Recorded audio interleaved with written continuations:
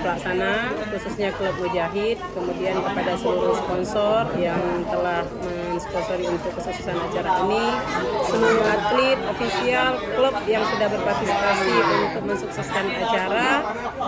Harapan kami tentu agar acara ini menjadi agenda tahunan, karena melalui acara ini bisa kita mendapatkan bibit-bibit unggul untuk menjadi atlet-atlet. Dan salah satu harapan kami juga agar Berbo ke depan menjadi salah satu cabur unggulan di Asian Games, di PON khususnya.